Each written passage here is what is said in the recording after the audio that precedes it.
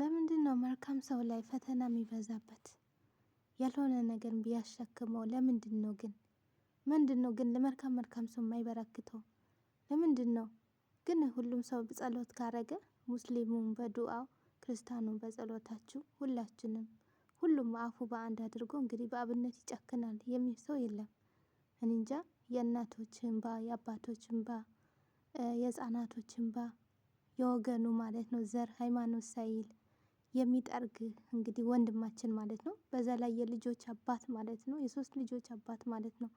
አሰላሙ አለይኩም ረህመቱላሂ ወበረካቱ። የቻና ቤተሰቦች እንዴት ናችሁ? ሰላም ናችሁ? ሰላማችሁ በዚህ ስትርፍርፍ ይበልልኝ።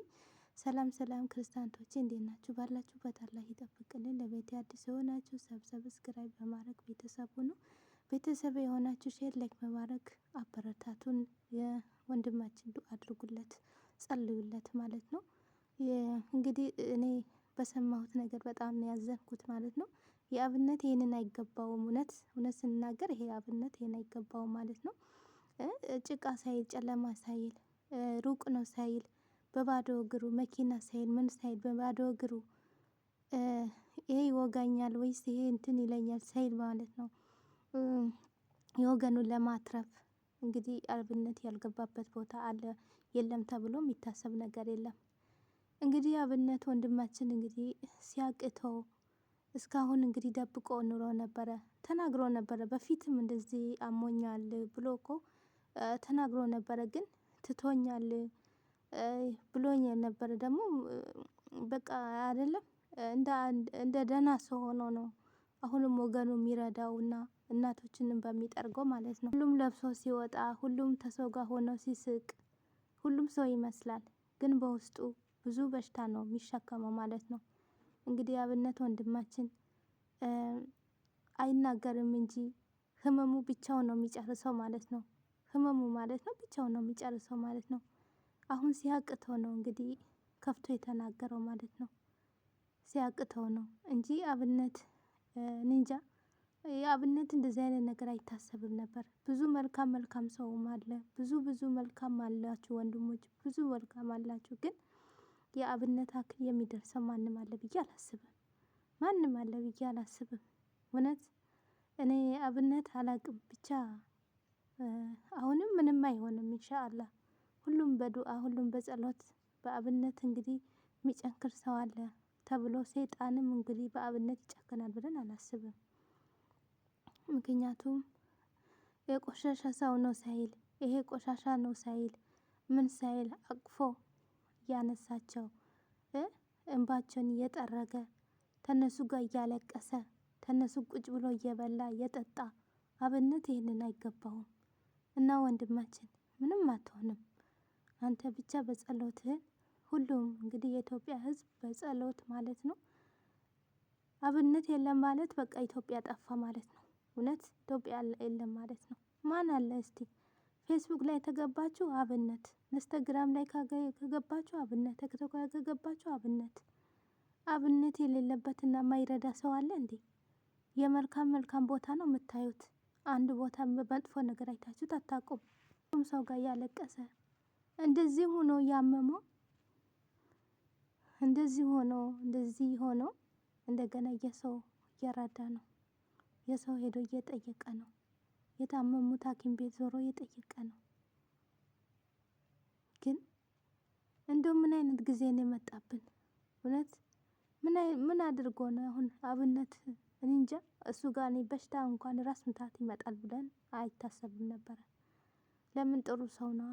ጥሩ የሚያስብ ሰው መልካም የሚያደርግ ሰው ድሮም ኢትዮጵያ ውስጥ መቼ ይበረክታል?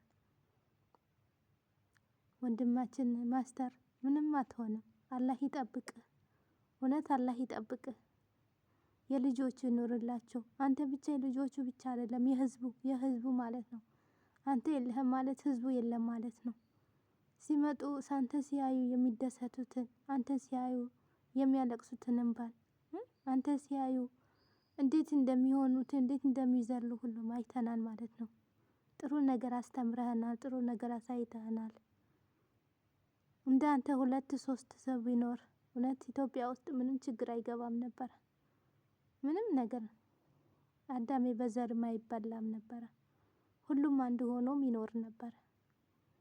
ግን አንተ ይሄን ነገር ይሄ በሽታ አንተ አይገባህም። የኢትዮጵያ ሕዝብ እንግዲህ ሲያቅተው እንግዲህ ጸልዩልኝ ብሎ ሙስሊሙም ክርስቲያኑም ጸልዩልኝ ሌላ ምንም አልፈልግም ብለዋል።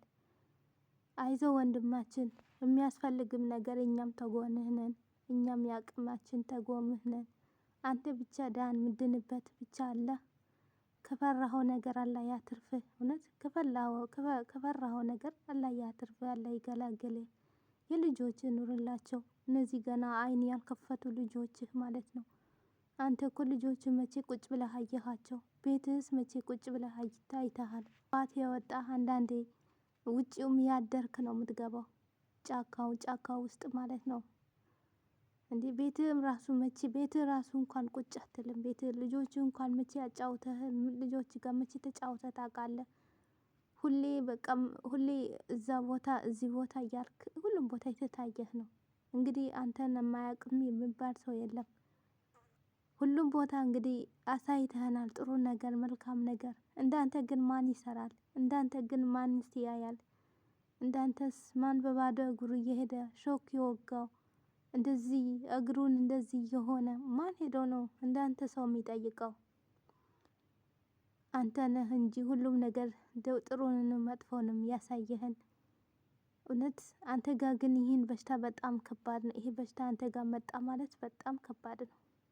ግን ሰው እንዳለ አይሆንም። በውስጡ ደግሞ ፈጣሪ ያለ አላህ አለ። እሱን ደግሞ ሊያስተካክልልህ እንዳለ አጥቦ ሊያወርድልህ አላህ። እንግዲህ ሁላችንም እንጸልያለን፣ ዱዓ እናደርጋለን። እንግዲህ አንተ የልጆች ከሁሉም የእናቶች አባቶች የሚያለቅሱትን ከነሱ ጋር ያለቀስክ እንባቸውን ስጠርግ እግራቸውን ስታጥብ ልብሳቸውን ገዝተህ ስታለብስ እንዳንተ ታማኝ ይኖራል? እንዳንተ ሰው ይኖራል? አንተ እኮ የነገ ተነገ አትልም ወይስ ደግሞ ሌላ ዘር ምን አትል? ሁሉም አንድ አድርገህ ከሁሉም ሰው ጋር ያለቀስክ የአገርህ ያለቀስክ እናቶች ሲያለቅሱ እያለቀስክ አሁንም በአላህ ተስፋ አይቆረጥም። ተስፋ አትቁረጡ። ሰው እንኳን ታሞ ተኝቶ ይታመማል። እሱ ግን አይታመምም። መታመሙ ግን በጣም ሲበዛበት ተናገረ። በዚህ በፊት ተናግሮ ነበረ። ይሄ እግሩ የቆሰለ ጊዜ ተናግሮ ነበረ። ብዙ ነገር ብሎ ነበረ። እንግዲህ እዛም ጊዜ ተረፈ ማለት ነው። እሱም ተናግረዋል። እግርህን ብዙ ነገር ነው ብሎኛል፣ ግን በፈጣሪ ያምኜበት ቁጭ ብያለሁ ብሎ ተናግረዋል።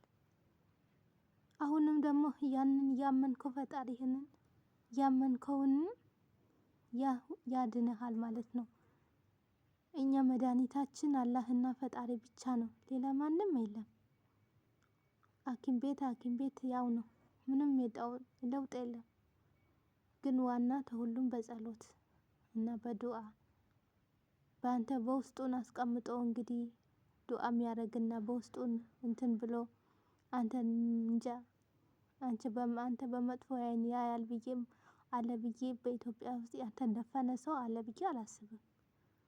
እና አብሽር አብነት እውነት ምንም አትሆንም። የኔ አባት እውነት ጠዋትና ማታ ስትሮጥ ስትንከራተት እጅህ ራሱ ሳትታጠብ ነው የምትበላው። እውነት እግርን ሳይታጠብ ነው ድካሙን። እናት ቆስሻለች ምን ሳይል እንባቸውን እየጠረገ ነው። ከዛ እጁ እየበላ እየጠጣ ነው። ማንስ እንደሱ የሚሄዳለ? እንደሱ የሚያደርግ ማን አለ? ምንም አለ ቢባል እንደ አብነት ማስተር ማንም ሰው የለም። አብነት ብዙ ነገር ተብሏል። ጠንካራ እውነት ያልበላ ነገር በላ ተብሏል። የሰው ብር የሌላዎቹ ሌቦቹ ቅጥቅጥ አድርጎ በልቶ እሱም ከዛ ሰው መድቦት ነበረ። የእሱ ግን እንደዛ አይነት አይገባውም ነበረ። እሱ ግን እውነቱ ተናግረው እዛ ጊዜ እውነቱ ወጣ ማለት ነው። ግን የኢትዮጵያ አንዳንድ አሉ ዝም ብለው ሰው ላይ ምቀኛ የሚሆኑት፣ እውነት ሰው ላይ የሌለ ነገር የሚለጥፉት፣ ሰው ላይ ምንም ነገር የሌለው ውሸት አምጥተው የሚጥሉት ያ ሰው ይጥላው ብሎ ያልሆነ ነገር የሚናገሩት የስራቸውን ይስጣቸው።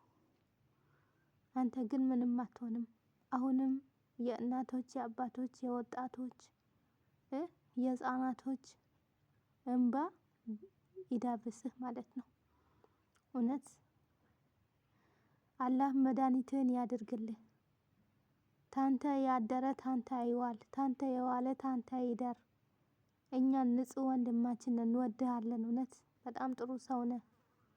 አንተም ስታለቅስ እኛም በመዳም ቤት ሆነን እኛም እናለቅሳለን። እውነት እናቶች ይዘህ እኛን እናያለን፣ እንከተልሃለን ብዙ ጊዜ እኛም እንዳንተ እውነት እናለቅሳለን። ስታይ እንደው አንተ ነው የምታስለቅሰን። አይተንህ ተባዶ እግርህና ተእጅህን ተጭቃ እንደዛ ስትሆን ማለት ነው። እና ይሄን ያንተ ደግሞ አይገባህም፣ አንተ አይገባህም ማለት ነው። እና ወንድማችን ምንም አትሆንም፣ አይዞህ አብሽር። ቤተሰብ እንግዲህ እናንተም ዱአ አድርጉለት። በሃይማኖታችን ሁላችንም እንጸልይለት። አብነት ማለት በጣም ጥሩ ሰው፣ በጣም ጥሩ ነገ ከነገ ወዲያ የማይል ሰው ማለት ነው። ፈጥኖ ደራሽ፣ ፈጥኖ ደራሽ ማለት ነው። እኔ እንጃ ብቻ አላቅም።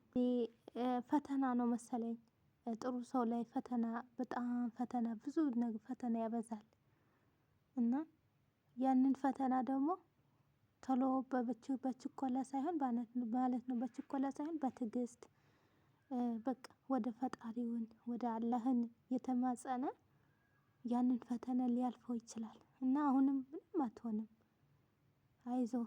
ሁሉም ተጎንህ ነው። የኢትዮጵያ ሕዝብ እንግዲህ ተጎንህ ነው። ያንተ ያልሆነ ሰው ማንም የለም። ያንተ ማይሆን እንደው ይቅር፣ ያንተ ማይሆን ሰው ማለት ነው። እና አይዞህ አብነት ወንድማችን፣ አላህ ይማርህ፣ ፈጣሪ ይማርህ፣ ጨርሶ ይማርህ፣ የያዘ ሁሉም ይልቀቅህ። ከኔ የበለጠ አላህ ሙሉ ያድርገው። ቤተሰቦቼ መልካም ቀን ይሁንላችሁ። ባይ ባይ።